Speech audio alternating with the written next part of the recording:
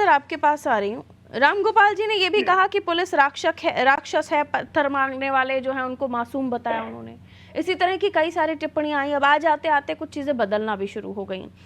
एक तरफ मैं ये भी आपका ध्यान लेकर जाऊंगी कि दो ऐसी घटनाएं हुई हम देखें तो, जिसमें कानपुर का भी जिक्र, बहराइच का भी जिक्र है, और अब ये तीसरी घटना इसी से जुड़ी हुई। हालांकि ये चुनाव के बाद हुई, कानून व्यवस्था पर सवाल उठना खड़े हो गए और ये मामला तो और ज्यादा सेंसिटिव। ये जो पोस्टर लगाकर ये बताने की कोशिश की गई है कि करेंगे तो नहीं बचेंगे, या किसी भी तरह की घटना को, ये कानून व्यवस्था को दुरुस्त करने की तो एक तो आवश्यकता है ही, दूसरा ये भी समझाने की कोशिश कि इस तरह से आप किसी भी मामले में हिंसा करेंगे तो कतई बर्दाश्त नहीं होंगे। ये एक संदेश आगे की घटनाओं के लिए भी जाएगा। अब ऐसी घटनाएं नहीं होंगी, इससे सुनिश्चित किया जा सकता है। ये काफी होगा सर, आपको लगता है? नहीं, निश्चित रूप से इससे एक सरकार का मैसेज जाता है कि अगर आप कोई गलत घटना करते हैं और सरकार की जानकारी में आते हैं और भाग जाते हैं, फरार हो जाते हैं, उसका ढूंढने का तरीका यही है कि पोस्टर लगा दिए जाएंगे तो जो जनता देखेगी और आपके बारे में बताएगी। लेकिन एक चीज घटना में यह भी आई, पारुल जी, जो लोग मरे, पोस्टमार्टम हुआ, पोस्टमार्टम में रिपोर्ट आई कि देसी तमंचे से गोली चली है 315 बोर की। अगर पुलिस पत्थरबाजी का जवाब गोली दे देती तो कितने लोग मर जाते।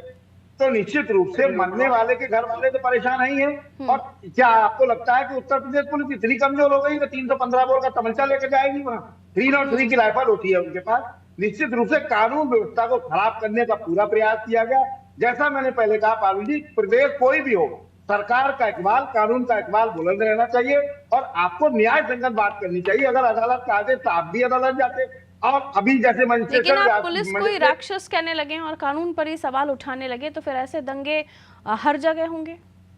निश्चित रूप से इस तरह की टीका टिप्पणी, मुझे लगता है कि रामगोपाल यादव जी बड़े सीनियर लीडर हैं समाजवादी पार्टी के, प्रोफेसर भी है, डॉक्टर भी उनको कहा जाता है, तो उनको इस तरह का बयान मुझे लगता है नहीं देना चाहिए था। क्योंकि अदालत में आप जाते, जैसे अभी मजिस्ट्रेट की जांच सेट कर दी गई है, तो अगर आप संतुष्ट नहीं है तो आप प्रदेश के मुख्यमंत्री से मांग करिए। 30 तारीख को कहा जा रहा है कि जो विपक्ष के नेता हैं वो मिलने जाना चाहते हैं वहां लोगों से, जबकि वहां पर अलाउड नहीं है मिलना, क्योंकि वहां के सेंसिटिविटी को देखकर।